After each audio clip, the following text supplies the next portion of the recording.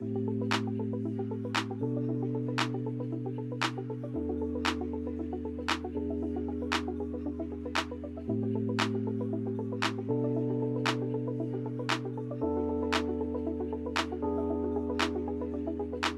I get you back, oh yeah.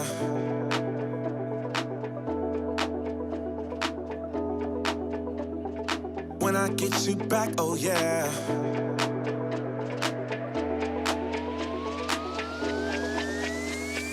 When I get you back, oh yeah. I promise you'll never leave me. When it comes to you and me, there's no one else I'd rather be with. Baby, I won't let you down. I got it, I know you need it. Love is it when you're around. Oh, please say that you believe it. 'Cause I don't wanna lose you. I hope you feel that way too. No, I don't wanna lose you. Baby, don't go. Don't go. When I get you back, oh yeah.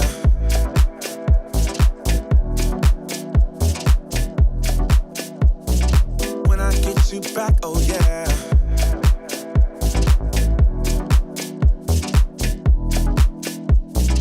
When I get you back, oh yeah. Oh, when I get you back, oh yeah.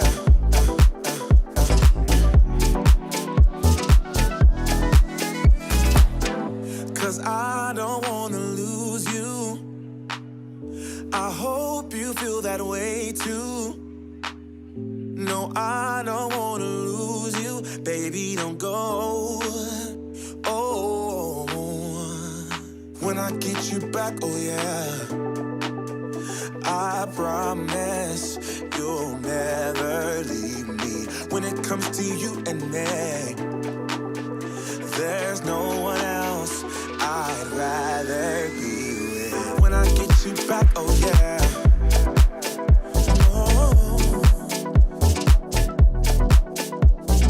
When I get you back, oh yeah. Oh, when I get you back, oh yeah. Oh, when I get you back, oh yeah.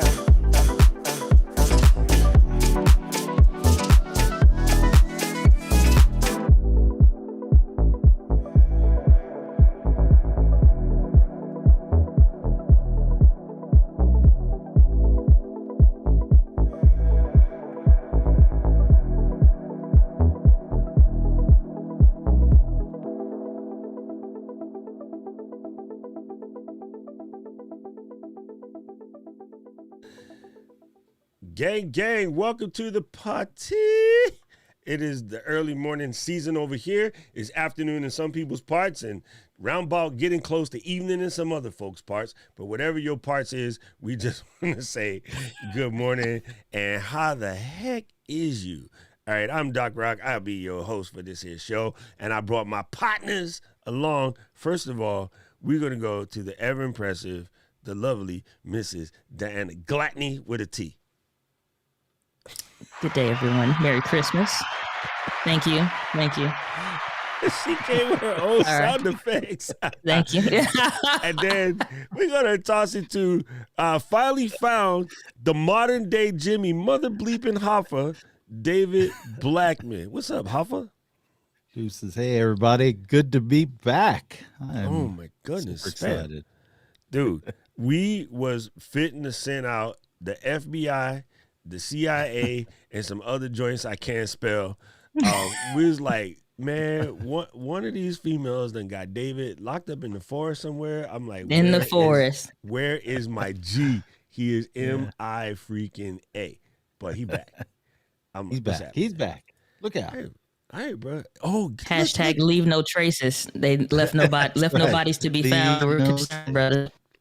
That's it. Oh, that is super funny. He said, leave no traces. Let me embiggen this joint right here, move it up just a tizace, and then click on this little pencil, and then do one. Y'all can't see because I'm effectively using preview mode, even though I complain about it 24/7. Because Really? yeah, I'm not a fan, but there's times where you gotta do this, and the reason why I had to do this is because we got folks in here today. So first of all, speaking of folks, let's say. Go back to live mode. There we go. Okay, you know what? I'm going to just go ahead and publish these changes. There you go. Boom. Oh. What's up, Callie? Good to see you here. See, okay, it's Callie. See, I always want to switch them two, and one of these days I'm going to get beat up. We got to say what's up to Kevin Cox is in the building. And Mr. Rich Graham. What's happening, Mr. Rich Graham in the building? And then we got Humphreys in here, a.k.a. FH Umpire, a.k.a. Keely, a.k.a. Canadian Whistle Lady. We got a lot more. And then we got Dickie Sarkeesian in the building, is in here. And yeah, Callie said her parts are just waking up. Yo, if you're in Cali and you're 3 hours away from me, so that's 8, 9, 10, 11, hey man, she wakes up at the crack she's not in Cali. of 11. Wait, no, this is even more funny. She's not in Cali. She's in Oregano. And here's why it's She's funny. in Oregon. Because the song goes as follows. The dreams of the 90s are alive in Portland. Sleep till 11. She sleep till 11. So she's Portlandia on point, keeping the dream real. What they say, keep Portland weird. What's up, Brian? In the building. What's happening, gang? All right, guys. If you are new around these parts, this is This Week in Live.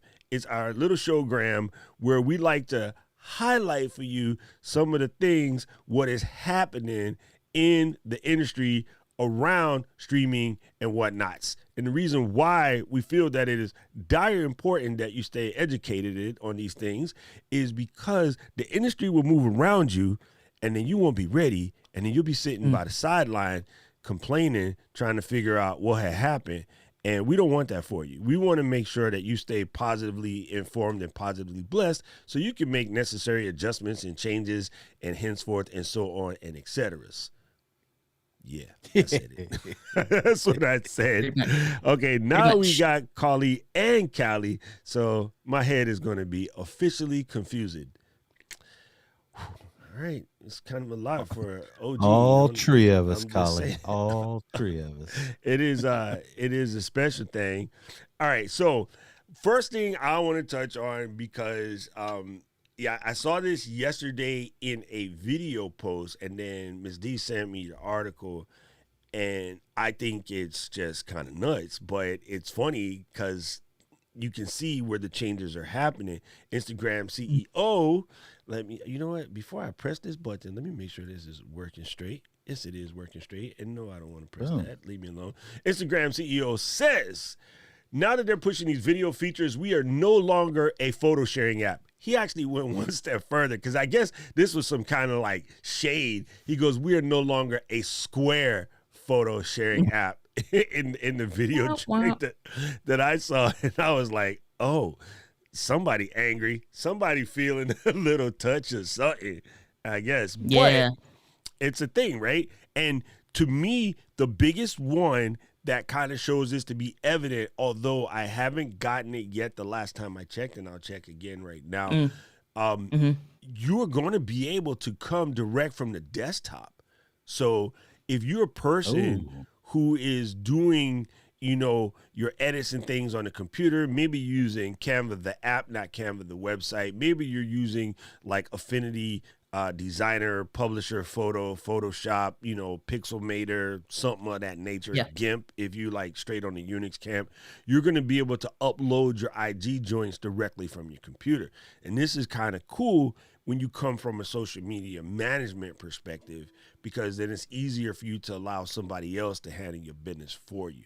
And I recently just signed up for Later because although I have a full-fledged, Angora, like the sweater, Agora Pulse agency account, like I have the baller Agora Pulse account, there was some things about the AI inside Later, and Ms. D just kept being like, oh, I got later, and your thing can't do this, and nah. You want to lick? Psych. And then I was like, damn, okay. So she suckered me, and then I can't. I'm gonna stop blaming Miss D for my purchases like everybody be doing. I ended up starting to play with later, and I like it because I like that thing on the side where you load all your media, and it just be like sitting there ready to go. All right, so speak on it, Miss D. Speak on it. So when it comes to what Instagram is doing, like here's how you can start to pay attention to what's going on for everybody that's in. I get it. Like that's what this show is about, to make sure you stay on top of your industry news. But here's how you in your niche can start to leverage stuff like that, because you have to pay attention to and be careful to stay outside of the mindset of the person that is the creator and start thinking of the consumer. When you are the person that is the creator, you sometimes can get caught up in, unfortunately, some thoughts and ideas like the algorithm is against me and da da da da da. However, if you listen to what this article is talking about, and even if furthermore, if you go watch the video itself that's linked in the post, the algorithm is built around human behaviors. And I've taught on this before. It's built around human behaviors. When you are in the consumer seat and you go to log into Instagram as a consumer, you love everything what you see. You love the recommendations that you get and everything like that. But when you start creating and posting content, then all of a sudden you get an attitude because you assume all of these kind of factors are against you and stuff like that. And that's not the case. And so what this is basically telling you is that some of the changes that you've been seeing are based around people's social behaviors on the platform. And we don't tell you just to post videos because we like videos. We're telling you because that's what was trending and where things are going and the behaviors of the what you see and how you interact with the platform. So if you're seeing a lot of Instagram reels, or if you saw them recently disappear and you can't find where you can upload Instagram reels directly, pay attention. If you're seeing where you're getting a lot of IGTV videos, but not a whole lot of photo posts, pay attention. And this is going to be specific to the types of accounts that you follow. And so the thing that he talked about was what's important now for Instagram is, as far as a hierarchy of engagement, is the likes, the saves, and the shares. If you've been following anything of what we've been teaching, we've been telling you about that. That's why we're saying, like, you got to get out of one of the previous stories where we talked about they were potentially going to hide that. That's an important metric that you just need to get used to, because that shows the social interactions and human engagement that people have. And that's one of the things that they care about, to let people know if you liked it, you engaged with it, you read the captions or something. If you saved it, you're going to come back to it later, or you dig the account, you just don't have time for it right now, or, whatever. And if you share it, then you're now exposing that to other people in your community that you want to see and know more about, or like putting them on, like, you got to follow this account. Like, it's super helpful if you're in this space and blah, blah, blah, blah, blah. And so just pay attention to, like, even when like I see somebody share my stuff, I go and look at their profile, because I'm getting an insight into what kind of people follow me that I may not know. Most of the time, I know some of y'all.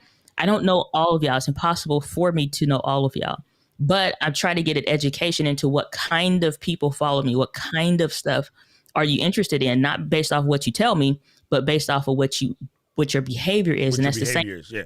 That's called knowing your audience. That's straight 100%. Up called knowing your audience. One of the, I guess, the crazy things about this whole setup is, like you were saying, with a lot of people underestimate the power of the saves. When you save something, that means, like, this joint was so fire, I need to be able to recall it at a different clip, right? And so people are like, well, I'm doing this, and like, how do we get more likes? Make likable stuff. No, but I'm saying, but like, how do you get more? Make likable stuff. No, I get that, but like, how do we get more? Like, I'll say, listen, have you ever been to? Let's put one on. Have you ever been to the Cronut shop in New York? And they're like, what? Have you ever been to Krispy Kreme when the light on? What? Hallelujah. I'm like, you ever notice if the light on, there's a freaking line, because it's good. So Krispy Kreme got more likes before Instagram CEO was born, right? Adam. Krispy Kreme got more likes because the light was on. When the light was on, there was a line. When Tribe Called Quest rolled into your area and they say on Thursday at whatever time Cali wakes up, we're going to start selling tickets. There's a line. It wasn't like, how do we get more people to stand in that line? They made good joints, right? So once upon a time on the boulevards of Linden, we used to kick routines and the presence was fitting. It was I, the abstract Miss D's a 5-footer. I kicked the mask down, so they bought the Frankfurter. They made joints. So you stood in line and you waited. So if you want to know how to get more likes, people, you honestly just make better stuff. And then if someone saves it, especially the share, when I find something that I'm here crying, like side split rib crack laughing, I immediately clip it and I send it to like Miss D in India.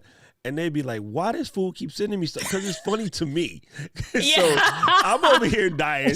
And then the stuff that's really, if it's like camera oriented or whatever, Miss D would be like, yeah, that's dope. She'll answer it back. If it's like hood ratchet stuff where people are fighting or just being extra Fort Greene, Brooklyn, hello Brooklyn, and they'll be like, yo dog, yeah. So you know what I'm saying? So when you share it, then that even means that it's dope. So there's that. I did want to answer Brian's question real quick. I favorited his comment. Brian said, would you be able to go live on Instagram from the desktop?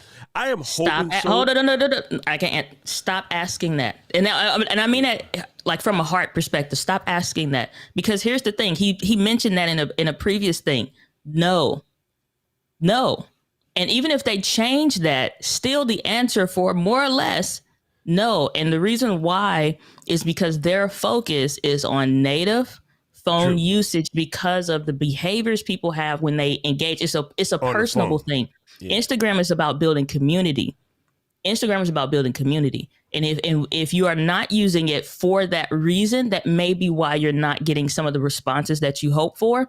They do not want you to hook this up to Restream and it just to be another fly on the wall that you ignore the 3 people that actually joined the live stream and the 7 people you got on YouTube and the 2 people you got on LinkedIn Live and the 1 person you got on Facebook. Like, no, they don't want that. And they've been very clear about that. So I would say from stop a long asking time ago, that. actually. That's their DNA from like, okay, 10 years ago, actually, I should say 10 is longer than now. In 2010 or so, when the app came out, it was dope. It was instant. It was cool. And I was part of the ilk that was like, for all you guys that are figuring out ways to sideload your at that time, DSLR camera stuff and then make your pictures pretty and put it on. I was of the ilk that was not about the later gram, right?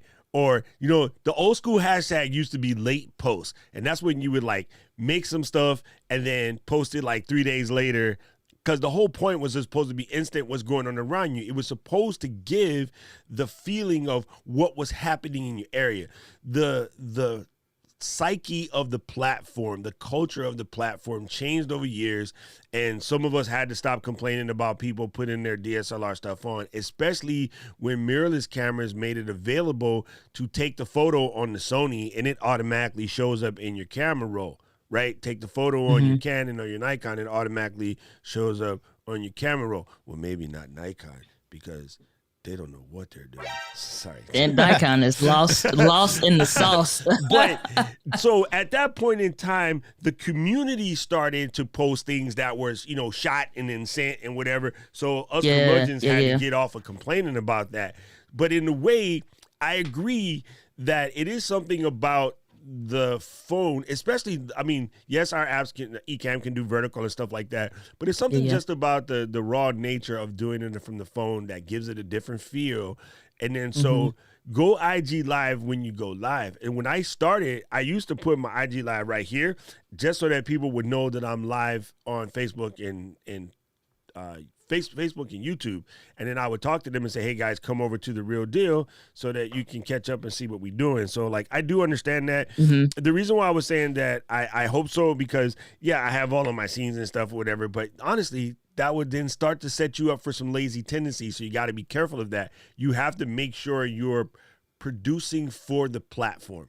So even the people that would tell you to take your shortcut, make your video, post it on TikTok and Instagram and YouTube Shorts, no, because they behave differently. The feel is different. So just spend the time to produce it for that. Or focus on one. Focus on one until you get good. And this is our It just, now sponsored post. Speaking of likable content, if you'll smash that like button down there on the YouTube channel, we would greatly appreciate it. I know amen and Kevin amen normally again. handles that. Kevin, you slipping today. So, I mean, but that's the thing, though. I think it's very interesting. You'll see, I think one thing that you can prepare for, and this will be interesting to see how people do this. I know they're going to play around with the long form content. I think you can expect that because Reels is also recently went from, they're experimenting with some of these because TikTok experimented with going from 60 seconds at the max to now 3 minutes. So I just had 3 minutes unlocked on TikTok. I am not using that 3 minute button because people don't. That's not their behavior. At least not yet. I don't want to and hold it's like a vertical video for 3 minutes. I just don't. no. It's like, and here's the thing. It's a quick dopamine every time I swipe. If for something good, so for something good from somebody I like or something that I like. And I don't want to. If I wanted to watch long form content, I am going to go to YouTube. I'm not going to sit there and hold my phone for a 25-minute tutorial video on, like a whatever, 3 minutes, because it feels like 25 minutes at that point on TikTok. So you'll see that they recently expanded the Instagram Reels from 30 seconds to 60 seconds on some accounts. So they're kind of beta testing that. That may be something that rolls out because it is a little ridiculous at the 30-second, but it makes you be more creative with the time constraints. And then you'll also see them experiment with more of the full screen. So you would have to rotate your phone, which again, I think is weird to ask somebody to do because you're trying to introduce something that is not natively how the platform is used. It depends on how the ecosystem of the application changes over these next 12 to 18 months. I don't think that's going to be something that rides. I do think that some stuff it may hit as far as, longer form content, but I just can't see for what Instagram is in the way that people communicate. I'm not finna keep flipping my phone it just is weird. Right now it's very weird, but you'll see full screen. But don't post your whole YouTube video there. I do have a question for y'all regarding these social platforms and live streaming and stuff. Do you feel like there is, there's a difference between the types of content that would be better served on, like, say, TikTok, Instagram, for example? Yes. So, 100%. see, to me, they seem very similar in nature. No, they're very different. They're extremely different. Okay. Well, I'm not a TikTok expert. I just downloaded the app. You have to consume. Nobody in the planet is a TikTok expert. Not a single person. Right. You know why? Come on, man. The guy with the cranberry skateboarding. No, still I'm not a call TikTok him expert. See, you guys got to focus on your terms, right? And I say this to everyone. The problem with assuming that somebody else is an expert at something is, in a way, this sounds crazy, but just stick with me.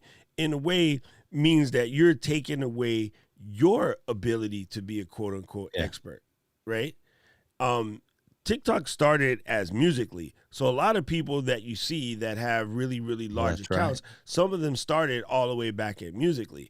And then it became TikTok. So let's go 16, 17, 18, 19, 20, 21. TikTok is now 5 years old, right? But it takes 5 years and 10,000 hours to become an expert. So maybe a year from now, we can start calling people that have been there since day one experts.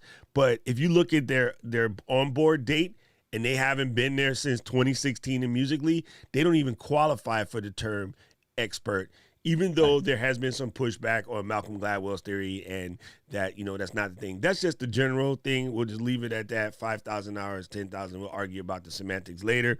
But nobody is an expert. So people got to stop doing that because you're taking your power away from yourself when you tell them that so-and-so, so-and-so is an expert. You're making it sound like there's an unlock, up, down, left, right, A, B, select, start. I almost forgot my contra joint. Up, down.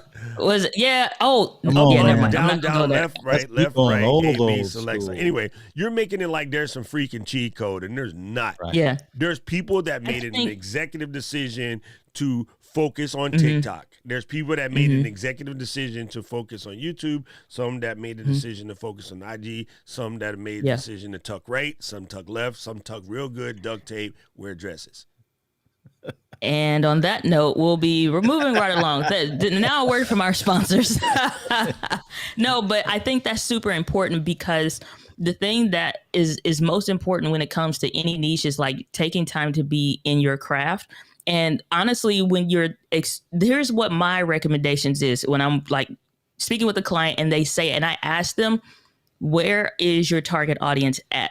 They'll give me sometimes what they assume that they think, but okay, where's the data? Or I'll go do data real time with them and research it for them. And I'm go figure out where are your people at? And it's uncomfortable for them to recognize that their audience is on Instagram or on TikTok. And so when we go over there and I'll say, okay, give me your keyword phrases or the things that are interesting, or if I already know, most of the time for that client, we'll go and search a couple things up on TikTok. And they're like, yeah, but I don't understand TikTok. I don't get it. I don't even have an account. It's like, cool. Here's what you need to do. Consume for about a week. Just go and spend time consuming on the things that you like personally. So for me, that would be about books. That would be about history museums. There's like certain accounts that I follow, and all it is like the history museums in some other country makes content around a period of time, usually like the 20th century type stuff that I'm interested in. You know, it's like, or it may be from the 17th century that I'm interested in. So it just depends on what period. And so because I like that, TikTok will now feed me more of other accounts or other people and stuff like that. And you find your tribe of people, of things that you're interested in. It's the same thing with your target audience. So if you're trying to be on a platform or you need to be on a platform because your audience is there, go and spend time on the app. It's really important to be a consumer first before you're a creator there, and just really understand how it is. And I just think sometimes for some of us that are getting into some of these older demographics, if you can't like take the callus off your eyes around, I think it's around this, like our own personal beliefs, you'll never like get it to click. But it's Instagram and TikTok are very different. Instagram is community oriented. TikTok is something that is more so interest based right now. Communities are developing, but there's not a lane for it. So when you do find your people under an account, you'll see them in the comments and you'll recognize them in that way. But on TikTok, it's more, influencer based because it's about the interest of what you follow and the who you follow. Like I love the funny sleepwalking videos that one chick makes on there. I'm not a sleepwalker. I don't have nobody in my family deals with that, but it's hella funny the way she edits her videos together. And I just vibe with her. So it's about interest based over there. So when you find, if you're a mathematician, if you're a scientist, it was one lady, she did like biology stuff around, like, it made me feel like I never even went to school when I got through talking with her on a consultation. There's the one Kenyan guy that does the math and the strange things about English, and I'm the same way. Yes, I did want to point something out. I love that account. This is why people get verklempt, because idiot organizations like CNBC create headlines like this. Because they're CNBC, other organizations will create headlines like this, and there'll be a lot of people creating headlines like this, and this is why the people get messed up. Facebook is not making drastic changes to make Instagram more like TikTok. They're making Instagram more like mother freaking Instagram so that they can develop their own style and their own culture around their Reels product. Do their Reels product play, blap, blap, blap, English doc. Do their real product play vertical short form videos similar to 17 other apps that do it? Why, yes, but they're doing it their own way. This is the same reason why people get treated messed up, because people think that just because it looks this, okay, I'm going to fix this. A Granny Smith is an apple. An Envy is an apple. They do not taste anything alike. They taste completely freaking different. They're both round. They both called apple, but they taste different.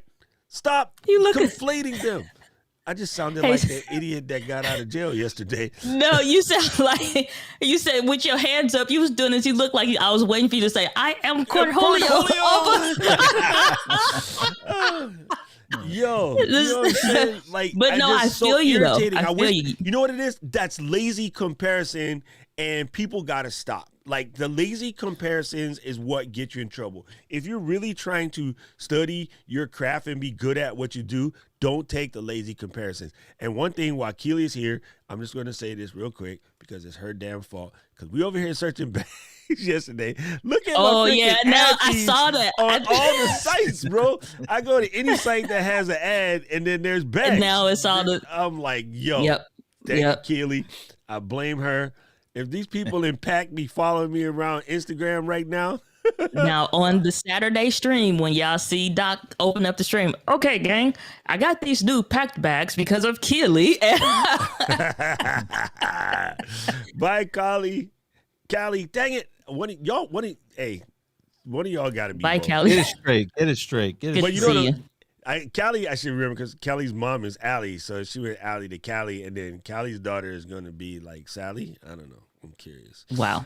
But you know, it's what's interesting is like so Sammy put in the chat when we were talking about like a TikTok video. Sammy's actively on TikTok, like consuming content, and so when he said 3 minutes would be a long time on TikTok.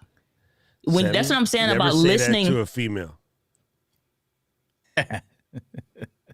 and contented, stay on track. So he said 3 minutes would be a long time on TikTok because I'm going to hold it together. I'm sorry. I hate this show. I know. We never talk. We would be going, we'd be all right.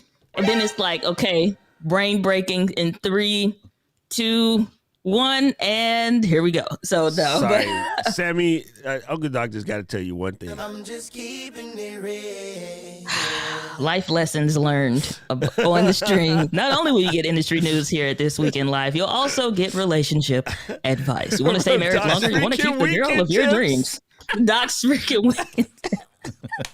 freaking weekend. Oh, my Hey, God. and just so y'all know, these stories, okay, what happens in the family stays in the family. Y'all be going to the Ecamm group, shouting out from the hills stuff that what happens in the family. About the ding-a-ling. Stays. Yeah, I'm like, dude. Louis. What the Where's Luis? hell? Luis is here somewhere. Luis be the one. Luis be snitching. Luis, You'll Rich figure is a Rich. Puerto Rich Rican be would like, know better.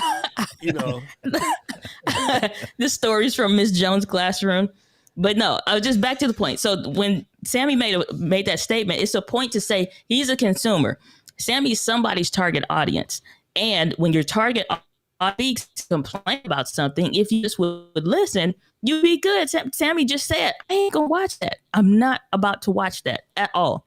So, and then people get upset sometime about sometimes when it's like, oh, the shadow banning and the da-da-da-da-da. And it's just like, those don't exist except for in some of the creators' mind because it is an acceptable limiting belief because you don't have, it's the blame game. You know what I'm saying? I don't know the professional terminology for that other than to say it's the blame game. And so BCD. if you can, That's what I call it.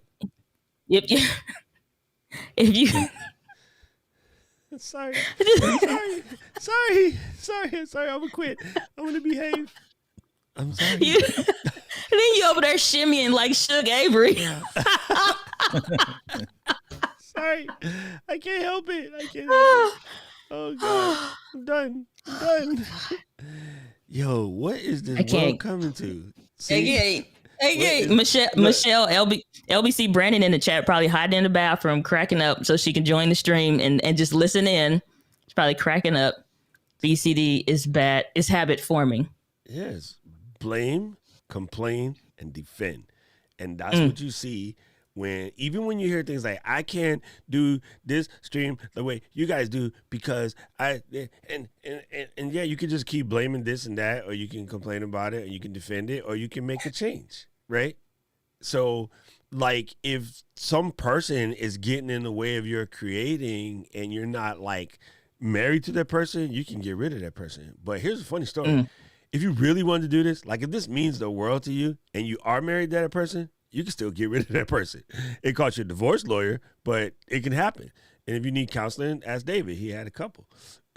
I'm joking, David. I'm sorry. I just threw my homie under the bus. You just throw me slap dab Then underneath the bus. Greyhound, Full throttle. vroom, black No, man to go. no, Mr. Camera Junkie, you ain't sliding with because we know what the hands mean. We know what the hands. You ain't slick. It think you funny. All right, listen. I think this is dope because I've been to Apple Theater and whatnot. But these guys coming through and going to Hollywood Park and turning the Hollywood Park venue into the YouTube theater is freaking amazing. Now, for one, they get to hold their own events. I think the Brothers Green and VidCon has shown like platforms that they need to be about that life. I think maybe this also reads in a little bit to, I'm going to get conspiracy theory right here real quick, but this reads in a little bit to YouTube not being the lead sponsor of the Brothers Green conference down the street from Miss Alexander. So they're like, you know what? We don't need you in your little Anaheim convention center. You can kiss our red button. So they went and said, let me go over here and get this joint. And look at this family. Like, I know this is not like convention space kind of thing, but look at that, bro. Like, I can see them holding the Oscars there and some other things. Like, they can start taking some stuff away from some other folks. I think it's important because when you think about the YouTube, what used to be the go-to before it was a 368 or anything else. And for those of you that don't know, 368 is Casey Neistat's location where used to be a huge deal when he came out with it or whatever. I don't know if it still is, but it was. No, he sold it. Okay. So, but at one point, everybody was trying to get to New York, so they go to Casey Neistat's space, which was called 368. Okay. Backtrack to circa 2016, 2017, YouTube's creator spaces, it was much harder to grow on Instagram, on YouTube, just simply because it was not as much accurate creator information. So for those accounts that had over 10,000 subscribers, 100,000 subscribers, the more that you are meeting some of these milestones across YouTube, you have access to different things, whether it be on the platform or YouTube spaces. Fast forward, post-pandemic now, I'm saying post-pandemic, but like 2021, the YouTube creator spaces aren't the hot topic anymore. 368 isn't the hot topic anymore. So the YouTube has to do something. And I know that was a kick in the pants with them not being, the lead sponsors right now. It's like, it's kind of like, we better not fall out of relevancy with the community as a whole. And YouTube as a community as a whole has not had any gatherings. And that's a problem. Because YouTube is about social, is about being social and connecting with creators and all that other stuff. So they got to do something. I think we're going to see a ton of pop-up stuff and just even more like with the YouTube creator spaces that they haven't been utilizing. I think we're going to see a ton more stuff coming out. True story. And so when I made my co-working space, one of the things that I got a lot of acclaim from the community about was being quote unquote a space maker. And I don't think a lot of people understand that. Like, so many people are like, hey, I'm trying to, Caleb, what's up, Caleb? People say, I am trying to create this app, right? Or some people like, I am trying to create this service. People are like, I am trying to create the next tech product so that, I could become like independently wealthy is the terminology we like to use.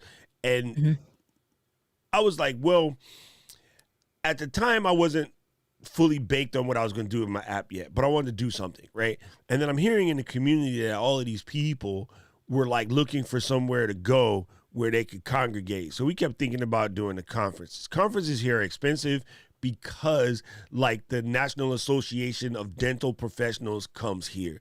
The Bar Association from some expensive town in Hollywood comes here. So all these people come here and they get all of the rooms, and in order to make sure they get the dates they want, they'll be like, we'll 2x pay what anybody else will pay.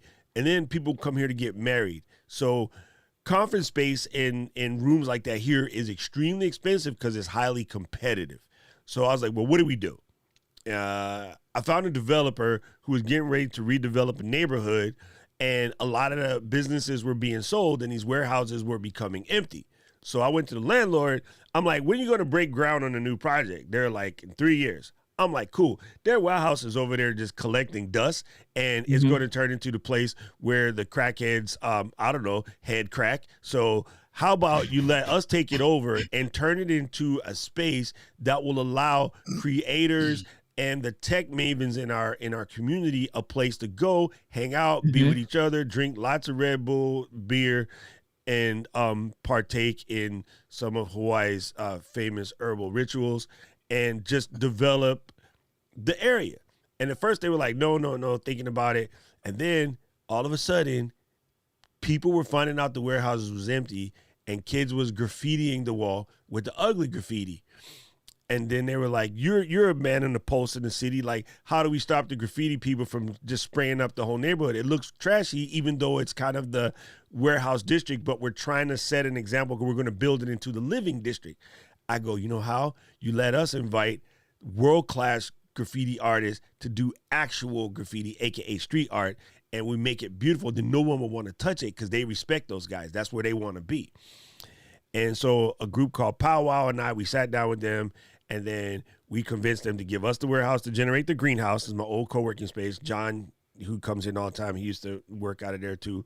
And then if you come to our neighborhood now, we're famous for being the mural district in Hawaii because all these world-class artists came and they painted our entire place, and they changed the paintings every year. So now our neighborhood is world famous for being the art district by being a space maker. So YouTube deciding to come off platform and build physical spaces, not these studios that you got to have a plaque in order to use, but open it up so that people can be with people and connect and do the various things.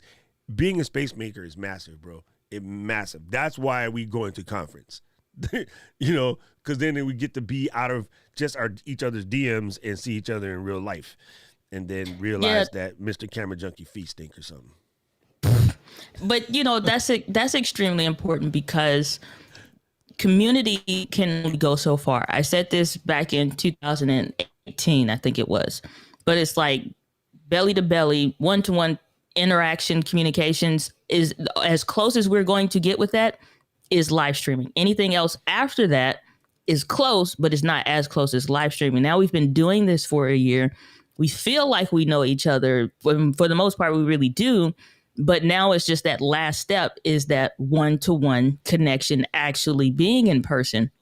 And so now you do have a ton of events and you do have a ton of stuff that's like coming up and all this other stuff. And it's extremely important to now strengthen and deepen the connection with communities by having these interactions. And they got to foster communities that are doing that. Because if you don't, then what? You know, it's like, so I think it's going to be vital. It's going to be vital. I think it's very vital. Sorry, music Tourette's. So I just sent you some information, Doc. We got breaking news happening here. Hold on. I'm looking up the, I got this email, I wanted to cover too. I got this email from PayPal about their fees and stuff like that. I'm like, you know, I saw that too. Because Brian brought it up, and I wanted to make sure that I cleared this up for people in our community. Like, yes, this is bound to happen, and you know what? I kind of understand where they're coming from, but so Vinny was here. He saw them, so he knows what I'm talking about. Yeah, one of the things, you know, I get it. It's a minor change, but at the same token, when stuff like this happens to me, my brain immediately goes to, I just got to out earn it. I just don't care. If PayPal, honestly, I'm an a-hole like this. If PayPal came tomorrow and said, hey, we're the only game in town, so we're taking 25%, a lot of people will get hell-bent, go crazy, start peeling skin. I'll be like, cool, I understand. I'm not a credit card processor. I'm going to out-earn it. So that's how I feel about any fees is just move to out-earn it. Here's what I will tell you about PayPal. Maybe some people don't know this. Oh, that's right. Dave is a PayPal expert. If you generate enough revenue with PayPal, you can negotiate with them. So they will lower those rates big time. So for new people, absolutely coming in, don't have a history. But if you establish a history with PayPal and you're using them, we've been using PayPal for almost 10 years now. We do you know, I saw the rate increases and stuff, and it doesn't even faze me because we have we have a negotiated rate with them based on the volume of transactions that we do with them. So Mhm. if you build it up, regardless of which one you go with, Stripe, If you build it, PayPal, they will come. the or any of the other credit card processors, you can negotiate with them all. You just build your business up and then go negotiate with them. A lot of people don't even realize they can do it, so they Mhm. don't do it, and so just know that you can on any level. You may even be able to, what you may think might not be enough. You don't have to make millions of dollars, because when I first negotiated with them, we weren't making millions of dollars with PayPal, and they still gave us a Mhm. great rate. I don't remember what our initial one was, but it was a significant savings and stuff. So don't be afraid to go reach out to them and stuff. When one of the Yeah, things that everyone will go to, right? They'll go to, oh, but that's not fair. They give the people that are making the money the deal, and they give the small people not as much deal. You know why? Because the ones that are making the money, they honestly have less problematic transactions. So they're less of a threat to They're the vetted. brand, less of a Right. threat to the bank. PayPal's a freaking bank, fam. Let's get it straight. Yeah, it's a bank, Right? largest So bank in the world, probably. you're less of a threat when y'all better move that dough. When you're moving lots of cake through them, like they can mitigate losses a lot easier, because the next 20 transactions happened honestly within 15 minutes of the complaint. So they can just be like, all right, take all the money back. We don't care. Take your fees. Go home in the corner and cry like a little um, um, Y chromosome dog. Let's put it that way. And then that way they already made their money back. So that's why they give better deals to the bigger folks, right? People say, well, Apple, they give Amazon a better deal. We still only get 30%, blah, blah, blah. Amazon is like right under Apple when it comes to making loot. So they can afford to. It's covered. It's covered in volume. If you want to be treated like that, level up. Level up, level up, Level up. level up, level up. I just think I think the most important thing with any of these things that we cover, these topics and these changes that are happening industry, business wise, or what have you, your mentality and your perspective and how you deal with stuff, just like I shared a tweet, is like people don't recognize that their negativity, the way they speak and all this stuff is just a self-administered poison. And you are poisoning also your creative abilities and your ideas. If you do not get rid of some of this negative self-talk and stuff like that, the complaining all the time, you are always going to find some reason why you cannot succeed, versus saying, what does this make possible? My initial thought was just like, okay, here's how this impacts this area of the business. Here's what this is going to now look like. But what does this make possible? Because if the company is making more money, opens up more margins, what are they currently not doing that maybe this will now give them the ability to have more margin to play around with some experimental features? I'm a huge beta tester for a lot of different companies. I'll look at what does this make possible? What you now can bring on a whole other department around that we now can experiment and play around with in the beta groups. So, it's just like, you got to think. And I remember I used to do some beta testing for PayPal business stuff. And so just like, you have to think outside of the box for different things. You also have to understand that these industry changes, like some of the recent Instagram changes and Clubhouse changes around creator income is going to be one of the biggest things over the next decade that you will see changes in. So what do you need? Integrations. In order to have integrations, you have to have testers, and you also have to have other influencers and creators and things like that. But you need people on the back end that you don't have to take away from working in banking, that fully can understand like the process and all the in-betweens and what would be great and whatever other stuff. So it's just like, if you're going to run every time another 10 cents, 20 cents, or 10% get tacked onto something, and you never going to be in the mindset of a true entrepreneur or a creator 100%. for that matter. Okay, so listen, gang, I was going to cover this story next. And then, you know what? It sucks. All right, cool. Moving on. So,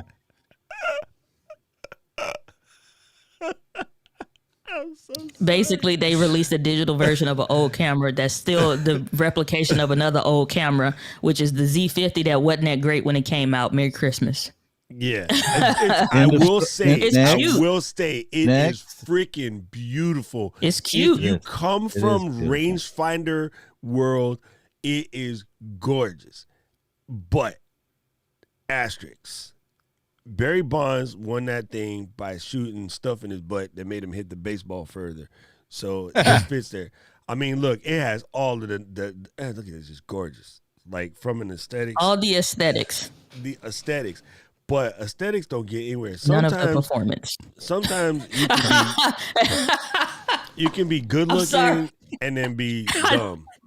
I knew you was finna go there. It's like to go back to that 3-minute tip that you gave Sammy. Yeah. You can look good all you want to, but if Yeah. the performance is weak, your relationship goals So, ain't gonna never get met. Right? So the ZVFC has not is cute, but it has not the ability to knock the back out of that sensor. So therefore it's over. So moving right along, we will get over here to this. It's cute. This is the first officially leaking We need some news. images of the ZV. We need some news like Fulgens and Anna have, like some of the new breaking Oh news. yeah. Breaking news. Come on, David, you're supposed to be the DJ. Okay. I'll get some. That's a scary idea. Letting David be the Not DJ. let David be the DJ. You're Hold on, asking here we for trouble. Yo, so they're bringing 24 megapixel APS-C sensor. It's the same sensors. It's probably the same Bion's or Exmor sensor, but they've probably tweaked the sensor to some little bit. We'll soon see. Even if it does end up being the same Exmor / Bion sensor, which is in here now, it's all G. It's a dope sensor. Okay, the kit lens is going to be the 16 to 50 with the floaty float. Me not care about this week because I cannot stand 3.5 to 5 sticks floating apertures on anybody's lens. I hate them. I do have one, not a fan. I have shown people how you can get dope images with it. It requires lots of works in calisthenics. And by the time you did that 3 days in a row, you should have just bought a Sigma and call it life, or spend I know it's $800 to get the Zeiss, basically same lens, but it's stuck at f4 for cheaper price or stuck at f2 for a higher price. Anyway, it comes with the XAVC 4K 25p 100 megs per second. Okay, we got that. That's sort of the same. You got full HD at 100p, which is so that's 1920 by 1080 for those who are paying attention. Standard and active stabilization plus catalyst browse. That's a guarantee. Auto exposure with face priority. So we're going to not even just have the face priority for the autofocus. We're going to do face priority for the auto exposure. So that means when you turn your back to a window and it sees your map in there, it's not going to expose on the window. It's going to stay exposed on you. And that's a big deal because a lot of cameras don't do that. And that's why people get accidentally blown out all of a sudden. So product feature is staying, but it will focus on the face if the face is closer. There'll be a button for the bokeh mode, prioritizes the lower aperture, which is going to be handy for something like this with this, janky 3.5 lens. Dedicated button to swap between slow and quick video mode. People, all you guys are on your ZV-1. If you're not shooting slow-mo with your ZV-1, y'all don't know nothing. Oh my God, it's freaking dope. It's fun. You can have a blast. Check out my latest TikTok video, all made on the ZV-1. Holla back, right? You got USB-C tether directly to the PC. Plug and pray. That is genius. Fully articulating screen. It's the Sony A5 body with no electronic viewfinder, sorry. And the price is going to be around $899 hairs. Well, In there like swimwear. This So, joint better come before we leave.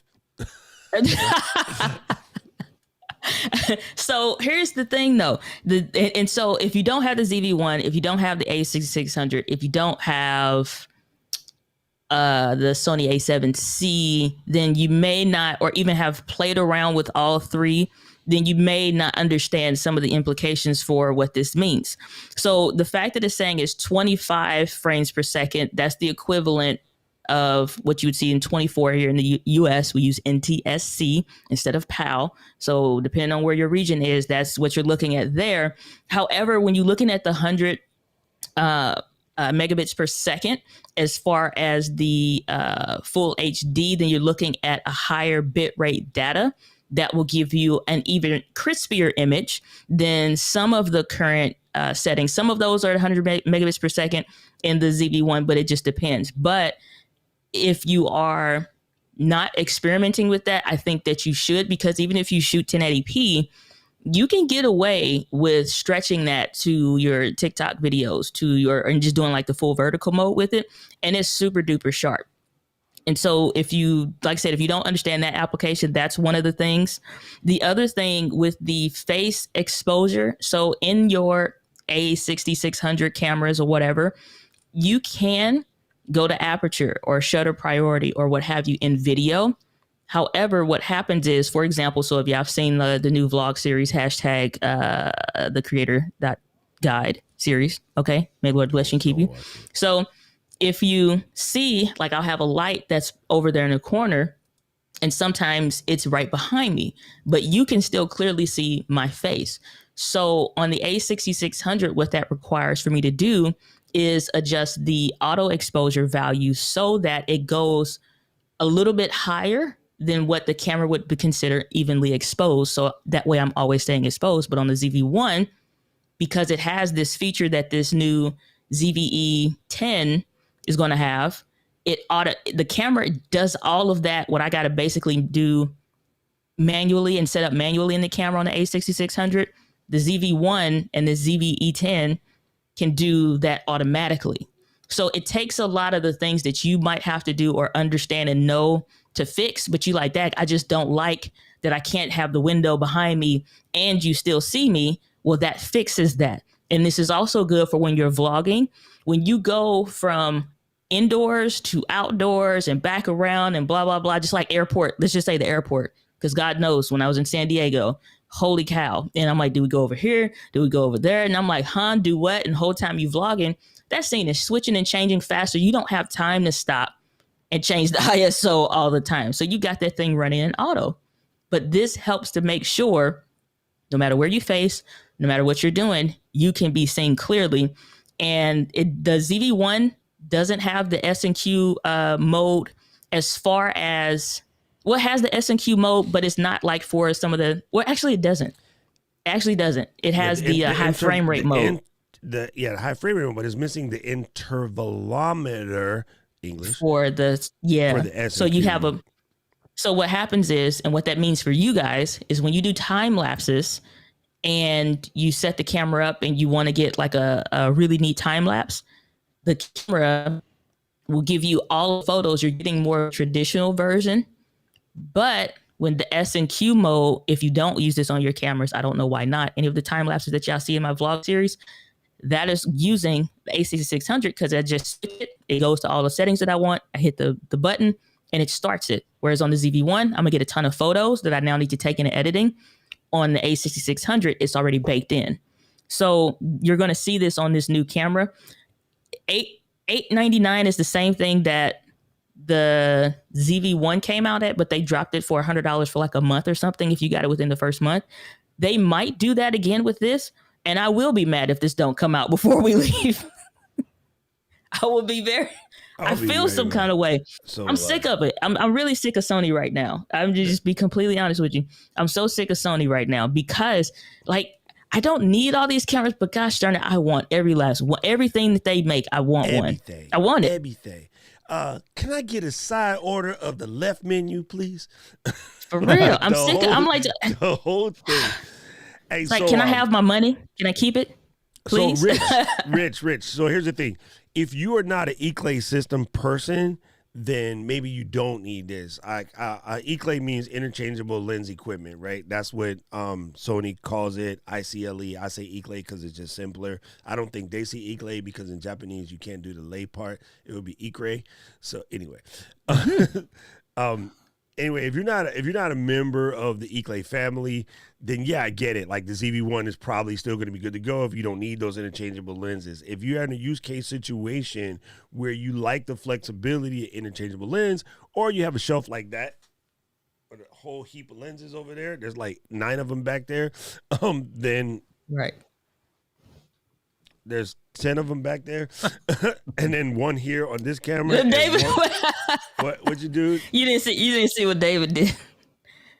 David looking behind him like he got the boing yoing bows. That's Hey, I'm gonna stop. I'm gonna interject here. Say, it is awesome to be back, but I've got to go pick up a certain 14-year-old at Aeropuerto. Do not announce it like that, David. my son. Okay, Sorry, that's Doc. better. Holy, have you not been paying attention? They just let Bill Cosby out yesterday. That's right. Come on, And so fam. for this weekend live, if you haven't got your Ecamm live overlays, you can go to letsget.live. Everyone say goodbye to the digital Buddha over in the chat. Oh, he's trying to get everybody arrested in here. Man, I do. I need to fix that. It was good seeing you, brother. skills. Glad to have Yeah. you back. See y'all Good to have you soon. back on these side of the streams. Heck yeah. All right, everybody. Have fun, D. Deuces. Aloha. Peace out. Bye. So I think with this ZVE10 is going to be really interesting. I'm conflicted because I love my two cameras differently. The A6600 is my ultimate favorite camera. It is like the best camera for me currently. And it suits literally all the things that I want to do. However, the ZV-1 with the retractable lens is the best thing I've experienced when traveling because it just slides into my little messenger pocket of my messenger bag, or like the kind of like rain jacket or whatever that I had. It has some wider pockets. It slides right in there. So when I go to sleep on the plane, I don't have this whole big get up. I unhook my Ulanzi quick claw from the bottom of my thing. I put that over in the water bottle side, and then the ZV-1 goes in the pocket. But if I introduce an interchangeable lens system, I'm conflicted because like you signing up for something totally different, and I'm like, I know it's going to be a dope camera, but I'm just not sure how we use it. You bring up a valid point as I sit here and swing this little mini katana around. You bring up a valid point because the one thing the ZV-E10 will cause you to do is treat what you use the ZV-1 for differently. And to Rich's point, like he don't want any other lenses. That is the beauty of the ZV-1 right now, is I don't have to think about that stuff. I can just take it out of pocket and then go straight to town and know that it's all G. I have to sharpen the katana. I was about to say you struggling there a little bit, brother. No, you know, it's Put that mug on the sandstone. Oh, it's coming. I was sharpening. This little katana is life, dude. Like I use it for opening mail and it freaks people out. Anyway, so there is something about we talked about it yesterday. The limitations of having to work within what you got to work within is dope.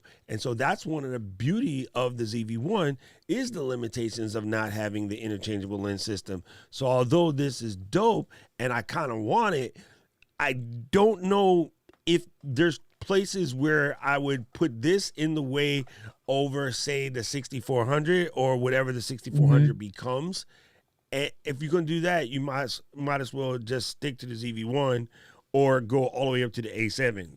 You know what I'm saying? So it's kind of in a weird spot. Yeah, that's the one thing that I noticed about when I am making that decision of what am I taking on this particular trip. I have to think of what am I creating, how am I creating, and what do I want to create while I'm there. And also, it's some factors that you cannot measure, which is the when you don't want to be bothered and you just want to chill out and whatever. So some of y'all gonna fall into the habit, and I already know I can see the future. Y'all gonna bring 50 pounds of camera gear to Albany, and when we do this people of video meetup, and you gonna be so excited because of all of what you can create, and gonna create half of what you think you're going to create, and be mad that you got to carry around all this stuff through the whole event.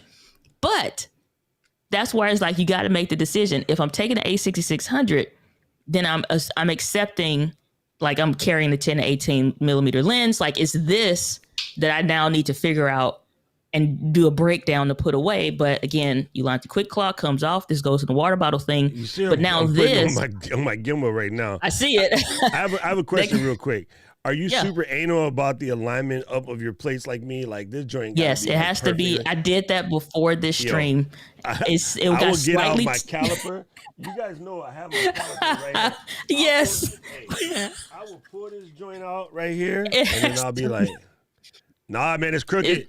It's crooked." Yeah, because it's I don't get it, but it's like again, it's like it has to. I did that right before the stream. It's like it has to be just so, because I don't know. It just is a thing. But when I take this off, which is my Manfrotto Pixie with the Ulanzi Quick Claw on there, I put this in the one slide for the water bottle pouch on my back. The other part now, depending on which camera it is, whether it's the ZV-1 or the A6600, I have to accept the bulkier lens because I'm not taking that off. It's like I'm taking one lens and that's it. So, and I got this on here with the mic, or I can have this. So when I traveled to San Diego and stuff, it was this because I didn't want to deal with this. But for Albany, it's going to be this because I'm accepting the put away factor. So it's some stuff that you just can't judge until you go and actually use it. So if you haven't vlogged before and you want to do that when you go to New York with us, or you're going to meet us up at one of these other spots where we're doing some other meetups this year, but go vlog around town, go out to eat, practice now, go to the store. And if you don't feel comfortable like near your house and stuff, because people might know you, go 30 minutes away from your house where you may not frequent, because you ain't going to see those people ever again in life. Yep. So go practice, go out to lunch. Be like India and Keith and just ride over there on your little bike.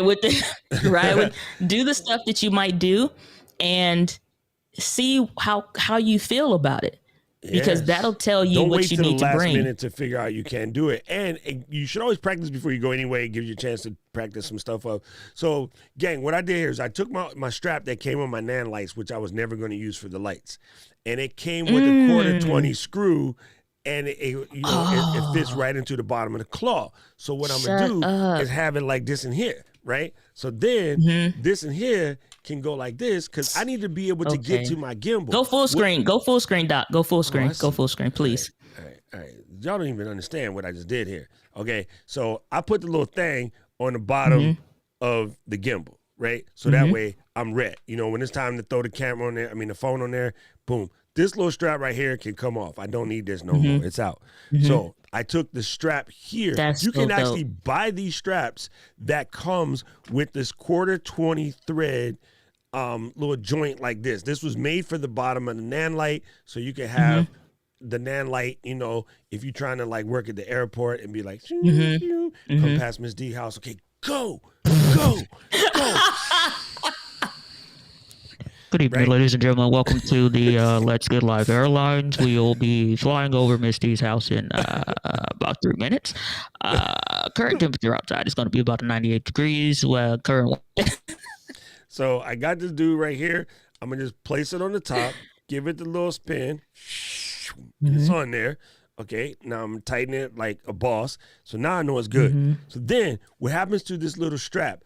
On the back of my Patagonia right now, and then soon to be the stupid backpack key that's done.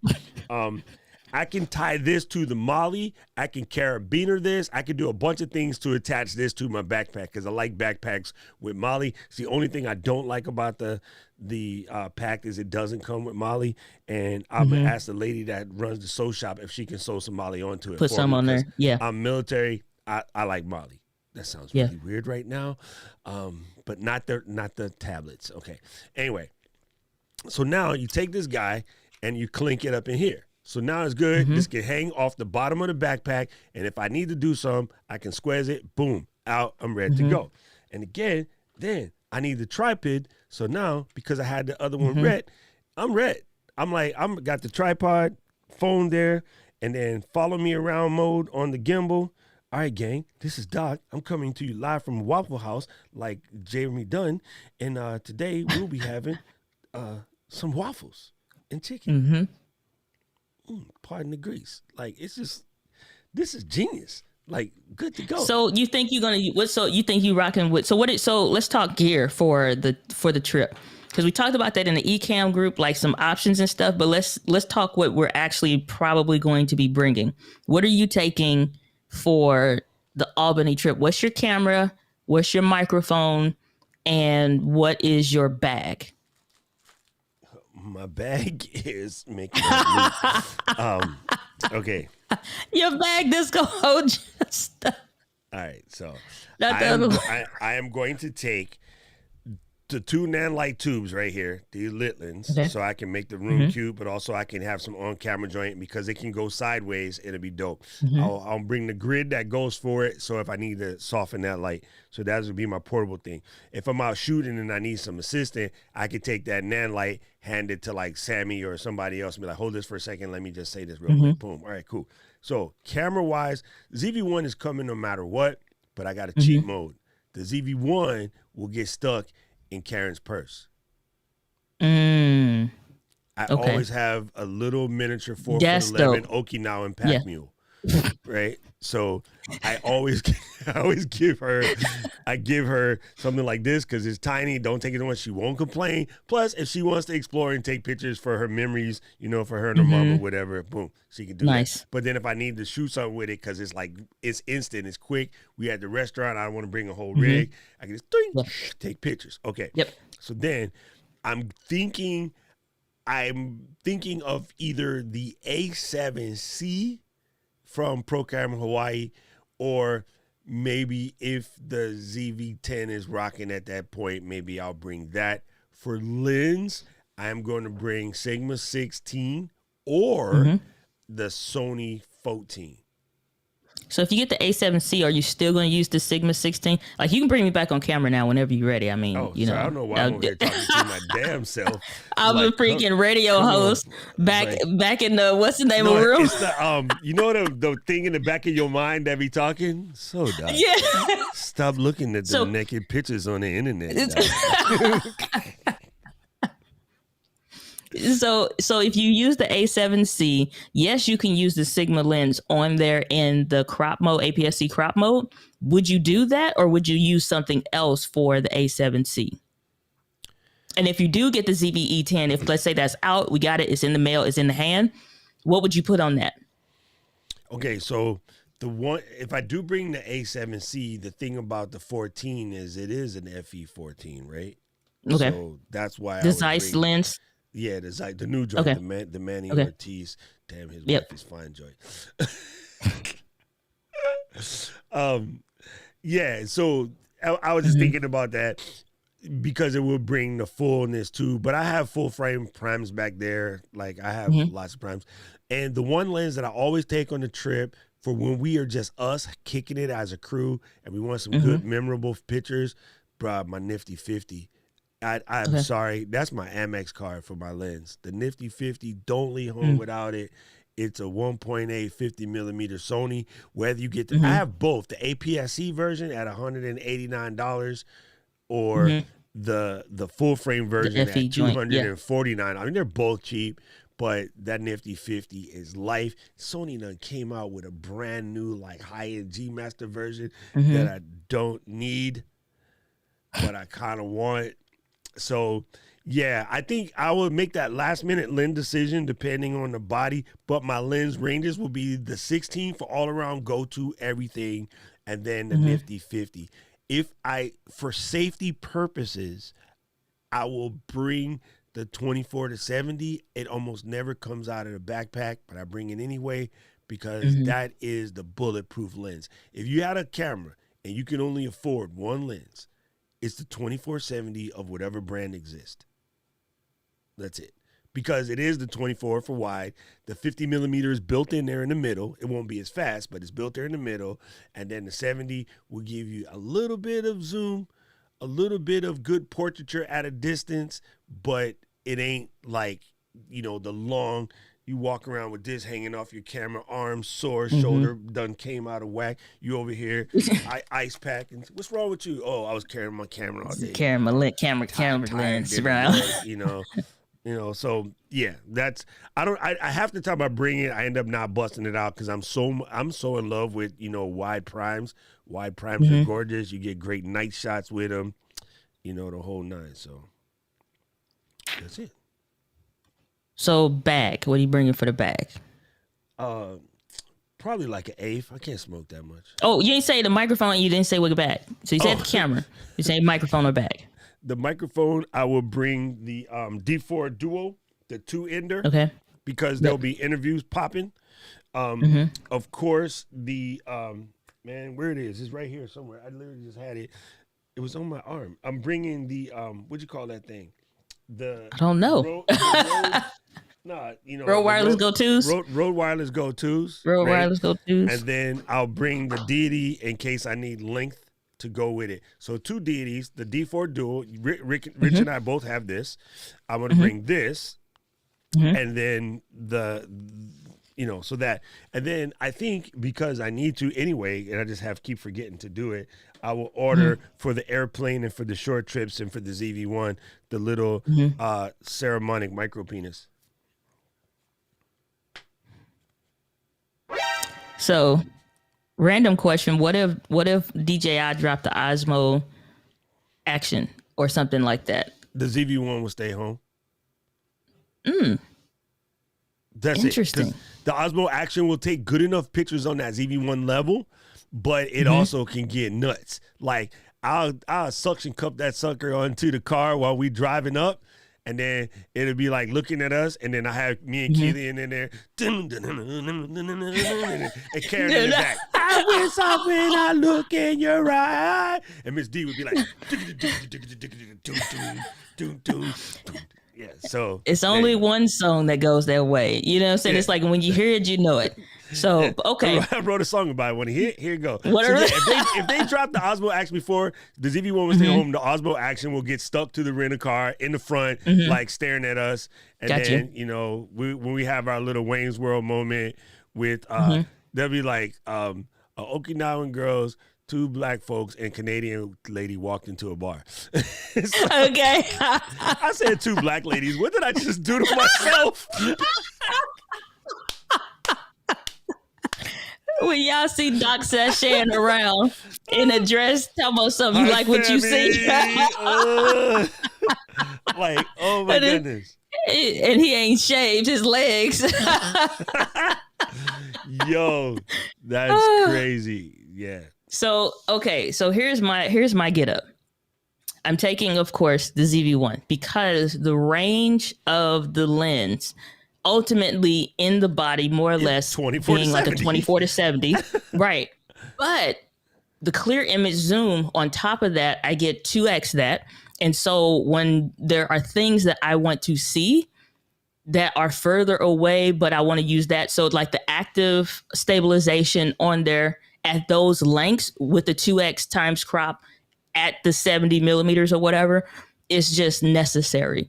And so, but there are some things that, like when I was in, like I said, in San Diego, and as you see, there are mountains, or when I was crossing over Oregon, and like I'm seeing different mountain ranges and stuff like that, or whatever, I'm always next to a window, and I want to see and get some of that stuff. So for that reason, because I'm not going to ever carry an actual 24 to 70 lens. It's just, it depends on what I'm doing. But a trip like this, I would never actually carry one for content creation unless I knew, like if I'm doing something like a vid summit and I know I gotta be in the back of the room to get that reach or something, I probably still would default to the ZV-1, but then at that point maybe I'm looking at that. But for that range, that's what I would do.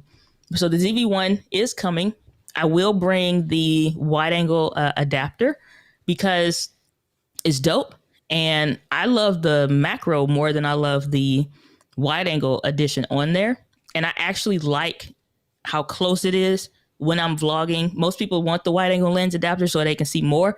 What I found to be true for me is like, I want the not wider angle. I want the normal angle so I can show you how close I actually am to something, or show, like, I'm not trying to show you how much, I'm trying to show you how close I actually am to something or whatever. Like when I was out near like the pier and all these boats and stuff like that or whatever. I don't want to show you how much. I just want to show you where I am and what's right in front of me, kind of it's stuff. True frame of reference. What you mean? Yeah. It's a true And frame of reference. and so it's like, so how to show like how big a building really is in my eyes, I want to give you more of that realistic perception. And so that's what I found for me with the ZV-1 and the wide angle lens. It's like sometimes yes, most of the time no. So that for that reason, it's always that's going to be in the bag regardless. I'm carrying my phone, and I fully expect to use that for a lot of social content. So that's going to be one of my camera sources. So I'm going to bring. I'm looking for a new and a better portable phone mount that is going to fold up or whatever. Because right now, all the ones that I have are like they're just stuck like Chuck. Like, so it's just like a solid one. I don't want that. So it can No, be I got one on my desk with the twirl. Yeah. I want one with the twirl, but I want something that's more or less collapsible. And so everything that I have is kind of stuck. And I'm just like, you're going to be a little too. I'm not trying to get stuff that's in the way. I'm looking for that portability so I'm going to get a bigger pouch than what I have been using for the ZV-1 travel kit that I've been using. So I'm probably going to upgrade this to something a little bit bigger to accommodate that. I'm taking the Rode Wireless Go 2s for my microphone. And Kevin asked where I found the deal for that in the chat. Amazon Warehouse. Warehouse.amazon.com. If you use the link, diana.link/honey, HONEY, that is I say it's a Google Chrome app, but it's not. It's just for like a web browser app, so you can use it with whatever. And what that allows me to do is compare prices. And so I had had some gift cards. So I had money that I was not anything I had to spend. So I found them for like $100-something, gently used. And basically, when you check out the pictures and stuff, you could see that they hadn't used them. There's no scratches to tell that the front had been dropped or something. Like I didn't drop my other ones a ton. So you're going to see some cosmetic damage. There's nothing. It don't even look like they scratched it with a fingernail. Missing. Like half that is literally, or just they that's returned exactly it what with it no was. Box. And that's exact. No papers, none of the papers, no box. And that was it. And so looking at the pictures, and then the other thing, when it's stuff like this, you can look around like the little speaker or mouth microphone portion. If you see lint that's kind of in there, then you can kind of know it's been used. It's kind of whatever. There's nothing in there. It still even smells brand new. And so that's how I was able to find that on Amazon Warehouse used, and it was gently new. And basically somebody got past their 30 days, needed to return it, didn't have the box. And that's what this kit is. So I'm taking the Rode SmartLav Plus because I'm looking to do some more stuff with my phone. I'm using the SmartLav Plus, and I'll use a little adapter for that. So that way, if I want to connect directly to my phone, I can. And that just really is like, I'm thinking of doing like Instagram lives and us doing like different stuff like that, but to block out the noise for the rooms. And so more or less, I'm going to be doing that. I'm going to take my Samsung Q2U microphone as well, because that is something like if I want to do a podcast out there or get some other stuff, just to have it just in case.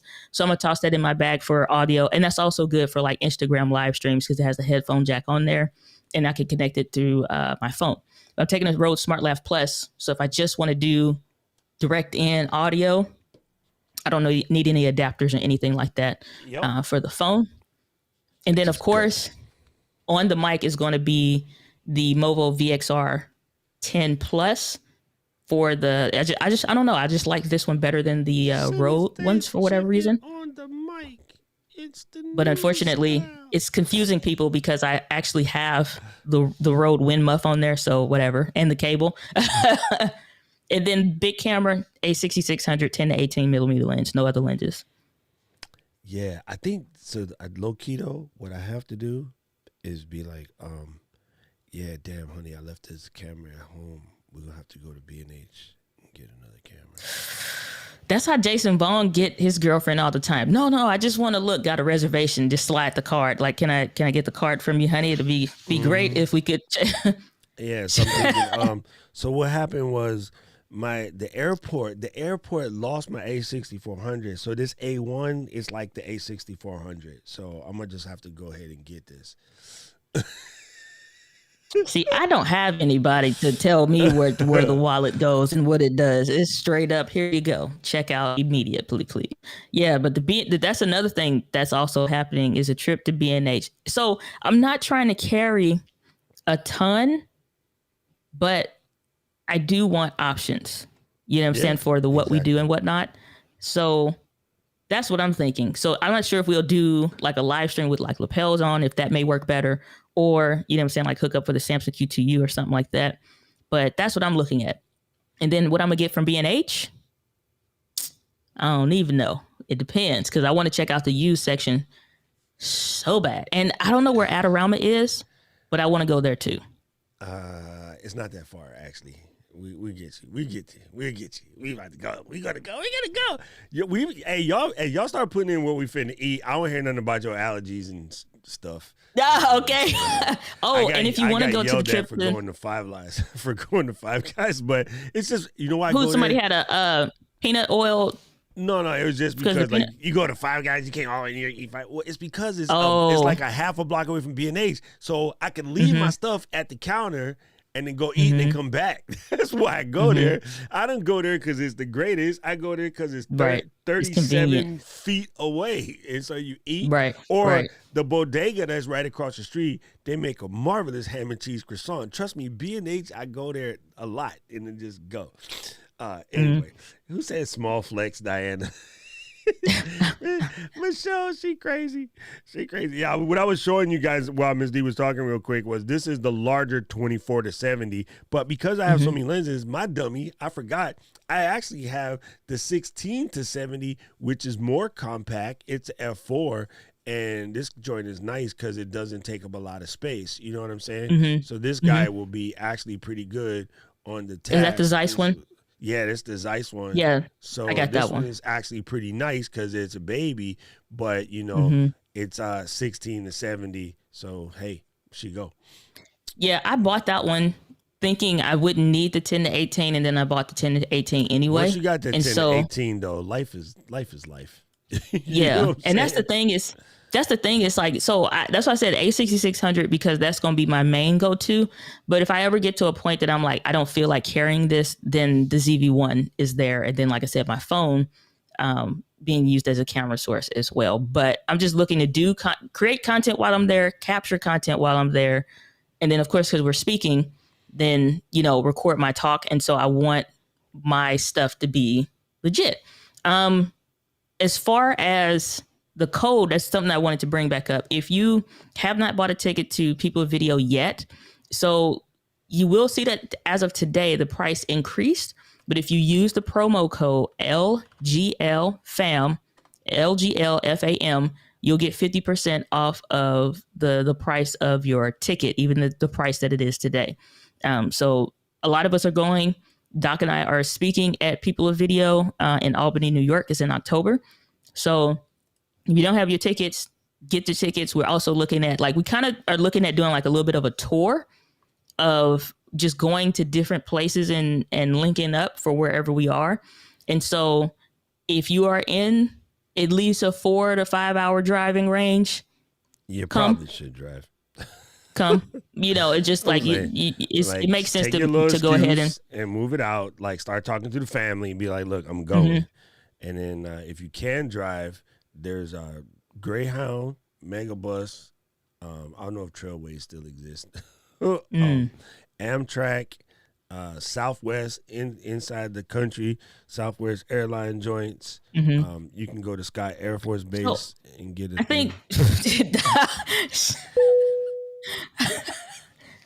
Good evening, ladies and gentlemen. We'll be doing a quick passover for Miss D's house. It looks like the strings run a little bit longer. Why do they do that? They have that little stutter, and they. Dude, if you are not. Oh my God, Rob and Vinny, man, the hell with you guys, because I'm going to Cats. That's a Garen's Barbarians. While I'm waiting for Keely to land, Cats Delicatessen. Oh my God, Miss D, you better figure out what time you landing. I'm gonna let you know, because Cats. Oh, I'm sorry, I didn't. Yeah, I'll link up with you for what's the name, because I didn't get mine yet, but. Oh, but you're gonna get your brother to get you the family joint, right? I think flying in, I'm gonna specifically pick the Win, because I always want to go extremely early. I want to take the earliest flight out. They give you the bounce out if you can't. Right. Like, you can get booted. Right. But you can't get a K fare. So don't. make sure you ask him, can you get a K fare, which is a real ticket, but at the inner line price. Okay. So he might have to go on the computer and put in what you want. So pick the flight you want, say what you want, and like, bro, sorry to bother you. Can you get me a K fare for, Southwest Airlines flight number, 62 landing, and then he can give you the interline flight, but you don't have to worry about getting booted. The other thing that's dope about if you get a K fare ticket and there happens to be a better seat available, he can put you on the wait list to be like, hey, if there's an empty first class, slide my little sis up in there. And then Miss DV over there, can I get a mimosa, Clarice? Okay, so this is what I usually do is here, gang. Go ahead. What I usually do is get the. No, I'm looking at the food too. But what I usually do, I try to fly as early as possible to make sure I'm in town with still time to pass. I hate getting in town late, so I have to link up the ticket time frames with you. Oh, that's on like Donkey Kong. I land at, let's just call it 7. It says 6:45, but let's call it 7. And then Keely comes in at like 6 in the night. So what we'll probably end up doing is taking a train, go to the city, eat. I'm gonna just go to Cats. So yeah. So you never said what this Cats? Oh, Cats is place the world is. famous delicatessen that makes the bomb pastrami and lakis, right? How do you describe lakis to a person that didn't grow up in the juniors community? Think of it like a potato cake. And so you get this, lakis, pickles, and applesauce, and you just like, you come out of that joint like, mama, why did you ever not feed me this every day when I was a little children? All my life. Dude, I go here instantaneously when I go home. This is Garen's Barbarians, is go to Cats and get me the famous Cats Deli special. And when they cut, like, I don't know if my internet going to hang this or not, but when they cut the thing and you see all the juice coming out, Caleb, ain't nobody ask you nothing. I just said play this video here. Keely says she fasting today. Who fasting? Keely. She's like, dude, take it down. Sorry, Keely. Okay. I'm gonna stop. But yo, Cats is life, fam. That's automatic when I go home.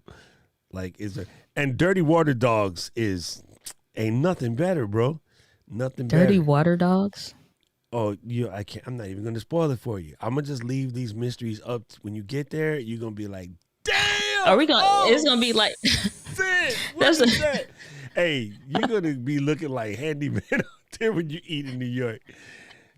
I have food gasmic reactions to good food, where you just bite something and it's so good, you be like, listen, you're gonna be sitting so wide, you're gonna have one of them little hover around things. Oh, you don't even know. I have a placard anyway because of my knee. So I'm cool with it. I'll be in the airport just like. Hey,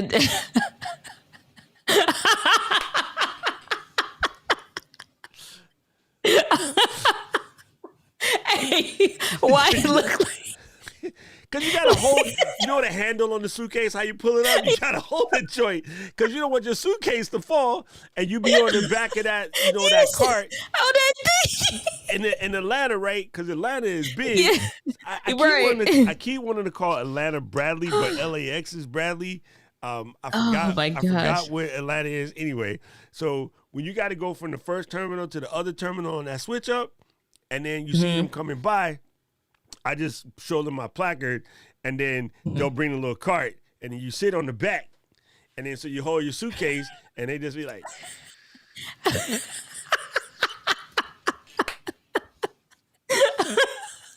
It's the Hartford Jackson Airport. Yeah, that's what it is. In Atlanta, Jackson. Hartford Jackson. I don't know why I always want to call it the LAX, but it's funny because after the long flight, Kara's legs be tired and cramped because she's small, so she curls her whole self into one seat. Like she can get all of Karen into the little seat, and then the jacket is almost like a whole blanket, and so she be like. The whole time, my ass be like stuffed in the seat, like, oh man. Exactly. So what happens when they driving the thing, because it don't go that fast, she'll be right next to it, walking 100 miles an hour with them tiny legs. Like, it do. It's like they make you hold it like you some 80-year-old woman holding her daggone purse, just hold it like. So normally what happens after I land is I got to go somewhere and ice my knee for like an hour. So I have these ice packs that you punch it and it gets cold for a minute. And then it's actually only 20 minutes. You shouldn't ice longer than that. But I normally have to ice my knee as soon as I get out the plane because I just be jacked. I just be super jacked. But, you know, hey, that's what I get for jumping out of planes. I should have been a desk driver, but, you know, that didn't have the same ring to it as, you know, be first to fight. So Paratrooper. my dumb ass picked the wrong job, thinking I was cool. I should have been a person that just moved stamps. I should have worked the mailroom the entire time in the Army. I ain't gonna. So check it. I love the story of the 101st Airborne for the paratroopers. So that kind of line of work, they told them initially, like at World War Tour, that they paid them more because they didn't really expect a bunch of people to survive it or whatever. So as far as like a pay scale in the military, did they still give y'all like more than some of the other ones because of the kind of work that you? Okay. So there's two types of pay. You get jump pay and you get hazardous duty pay. Hazardous duty pay can come from anybody that works in a job that puts you in more of a different situation, and then jump pay is just jump pay. Like, so anybody that's enrolled or anybody that even supports some of the bases, if you go on these different sorties and stuff. Same with like pilots and helicopter people, like all of the above. And then also depending on where you go, you get what's known as a COLA. It's a cost of living allowance. So if you get sent somewhere expensive, I don't know, Hawaii, then they give you a little bit extra to cover the gap in the $8 milk versus $2 milk. Got you. Makes sense. Cool. Makes sense. Cool. All right, gang. I gotta go and do. He said, I have compression socks, by the way, and not even by anything. Everybody should wear them on the plane, and to keep you from getting DVTs when you get older. If you travel a lot, I learned that from an OG traveler, my mentor guy, who basically sold his business to VisaNet for like $3 billion. He says, I know you think you're young and I know you think you don't need them, but you should always fly with compression socks. And I was like, what the heck is that? And then he told me, and ever since then, I don't get jet lag anymore. And yeah, if you fly a lot, you develop DVT or deep vein thrombosis, and you don't want to do that. So everybody should wear compression socks on the plane. And I actually did not know that. Yeah, I fly with compression socks, and I fly with my Nike tights. They squeeze your legs, so that way you keep your leg circulation together. Oh man, it got me the last time. I think I flew for like 8 hours or something with just like in the airport or whatever. Because I wound up hopping on the way back, hopping on the stream with y'all and with Cat Mulvihill. And so, but on the way there, though, just because of the way the airplane stuff is now set up because of COVID, is they are not doing as many direct flights. So whereas you may have flown from major city to major city and it's a one-way, no stop, no change flights, you are now having like a 45-minute to an hour layover or you're doing a change planes kind of a thing. It's introducing more layovers now more than anything else, especially for Southwest in my experience. And so it turned what should have been a 3.5-hour trip to like an 8-hour trip. And so when I got to San Diego and I landed, my ankles was swole. I ain't never really had to deal with that unless I was just like going berserk when I was out of town or something and then traveling. But that got me. And I was just like, because I was so confused and I'm like, what is happening? I'm like, this is not normal. You girls got Lululemon. I guess guys got Lululemon too, but I use Under Armour. Actually, I don't have Nike. I have Adidas and Under Armour tights, but I used to wear these in track because in track, they keep you from getting cramps, right? You get your leg cramps and stuff like that. So, yeah, I just knew that from being an athlete. Like, you wear these bad boys, and they will keep your muscles less sore. And then the travel, it's literally called travel compression socks. I forgot the brand I have, but it's an Amazon thing. And then, yes, Keely, Mujirushi is actually what it's called. That's why there's 4 kanjis. Hey, they got Bombas. David about to buy some draws. I didn't know that Bombas had compression socks. I'm going to upgrade. But, yeah, you can get these compression socks, and they just really help you. I got the ones that go all the way up to the knee, but it's very helpful in the plane, and it'll keep you from getting the swollen ankles and all of that craziness. The last thing, and I know you said you sleep on the plane, yes, compression socks are a bitch to take on and off, especially for us fluffy folks. But it's worth it as deep vein thrombosis. I worked in the hospital. You do not want to get that problem. Trust you me. Basically, because the blood clot can release itself and get lodged in your heart, and then Michelle got to like save you. So yeah. So the last thing, I tell them to wake me up every 30 minutes and make me drink water no matter what. I wanted socks, not tights. Sorry. I was like, even if I'm asleep, make me wake up. I drink 8 ounces of water every hour on the hour, and you get no jet lag. This is the brand I got. Wow. Okay. Gear. And then they're No, really I do the opposite. Don't wake me up ever. I'm knocked out until we land. Yeah, it's something Like, about staying hyperhydrated on a plane will keep you from getting, the jet lag. The jet lag.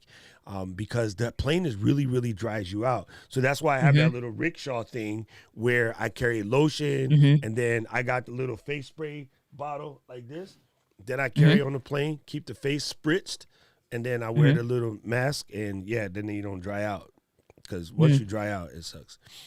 That's crazy. Hey, she's an OB nurse, but she is trained in CPR, and she has to be, or she couldn't be a nurse.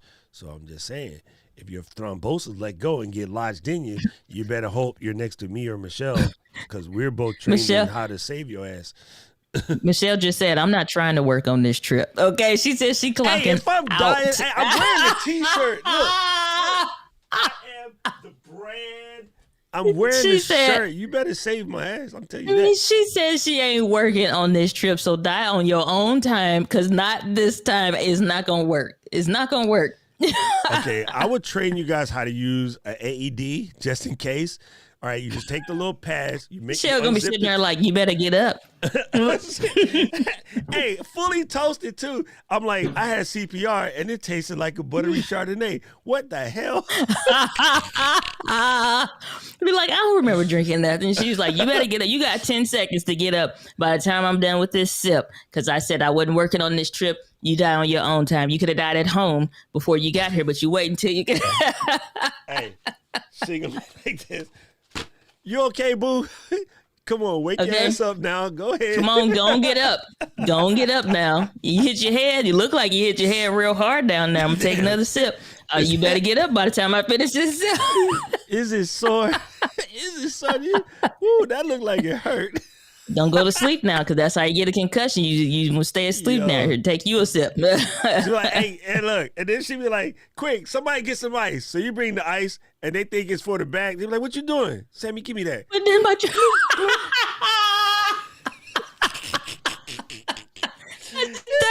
look, she gonna have her shirt. Yeah. She gonna have a shirt that say, I am clocked out. Not saving lives today. Clocked all out. the way out. There's a new shirt coming in from Press and Show. It says clocked all the way out. All the way out. Like, I am not, do not disturb. Hilarious. So people on the trip, nobody get injured next to the nurse because she ain't there for that. I'm just saying. Oh, yo. Okay, so anyway, guys, if you need to pull the AED, you're going to have to, unzip the shirt. You can't have any clothes in the way. And then you put one sticker here and then one sticker underneath the rib cage here, just at the base of the titty. And then you press the button. The machine will tell you what to do. The machine will be like, stand clear. Okay, charging. Okay, press the red button now. And then now do CPR for 2 minutes. And then you go. You ain't even got to do all of that. All you got to do is whisper in their ear, we finna steal your Sony camera. I'm up. I'm good. I'm good. Hands up. Hands up. Yo. We finna steal your lens. You guys want to hear something really creepy, though? I'll tell you. And then I'm going off the stream. So in the ER, right, I got the dude is on the gurney. And we've already come to the conclusion that Lieutenant Colonel wasn't coming back. So we go ahead and call the shot. And then I called the doctor, to write the time. So he writes the time, whatever. And so being the sergeant, I got to stay in the room. I got to check all the notes, clean everything up, get all of the EKG stuff and connect it to the paper so we can submit the full report to retirement people, whatever. So you're sitting in the room and the dearly departed is right behind you, like on the thing. And so you putting all the stuff where I'm doing my notes. I'm writing. It's called SOAP. Doing my soap notes, cleaning everything up, making sure everything's legit, checking all of the vials, see the epinephrine that we use, like so we can make sure all of the stops is properly documented. Well, sometimes once the last parts of the muscle tension releases, the air that you blew into, homie, while you were trying to do CPR, sometimes you miss and it goes into the stomach. Right, especially if it was being done in a mobile ambulance or being done on the scene and it's not right. So what happens is the person deflates, put you in a room by yourself with the dead body, and the dead body goes, oh, hell no. Yo, the first time it happened, I was brand new rank. So I just got my little rank, my rank polished, clean, perfect angle, dope. I had never. I would have gave it right back. Yo, 2:00 in the morning. I'm the lead nurse at night. I get everything all set. You know, I'm writing my paperwork. You know, it doesn't bother me. Like, you know, whatever, man. He dead. He don't bother me. I just sit back there, I'm doing my stuff.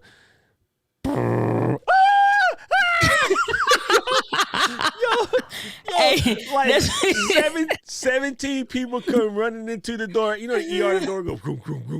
Yeah, they all come running in. Boy, you all right? You all right? I'm like, the patient farted. I'm like, we gotta start CPR again. He's alive. The patient farted.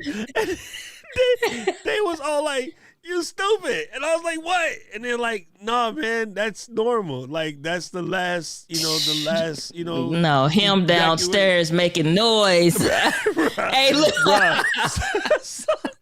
Sometimes, like, they will evacuate bowels. They'll shishi or, pee a little bit or whatever. But the first time you by yourself with the dead body and that noise come, bruh, I about came down. Listen. And then sometimes the muscle tension will and the arm will fall off the gurney and like I be like, if you still alive, say something. But if you dead, you better stop moving. Yo, you don't even know. If this had to happen in combat where I had my 45 on the side, I might have shot something. Listen. Bro. I turned. I was like Kevin Cox White. I changed all my colors. It was like be like, hey, they would have been making TikTok videos and be like, hey, if you live, then you just wake back up. Then if you dead, stay, don't move. You don't even know. That is the creepiest thing ever. And from that moment, I was like, listen, if y'all schedule me for overnight shift again, I will mess Hell no. y'all up. I'm not. I'll be in the daytime. I don't even, that kind of stuff doesn't even scare me, but yo, it freaked me out, bro. The hell it does. Listen, I was like, God bless 19, 20 those years that old serve. Too. Shoot, man. Hell no. Hell no. You gonna turn around and your arm was sitting perfectly fine, but now all the muscles want to release. No, your muscles should have been releasing when you were still alive at the last second or something. Put your hand on your chest, lock them fingers, playboy, because I don't want to see no movement in here. If I'm trying to do paperwork, you better be still. That's all you'd hear in the back room. You better stop moving. I ain't playing. Trying to sound tough. Hey, listen, Colonel, that's an order. I know you outrank me, but that's an order. Hey, you better be still.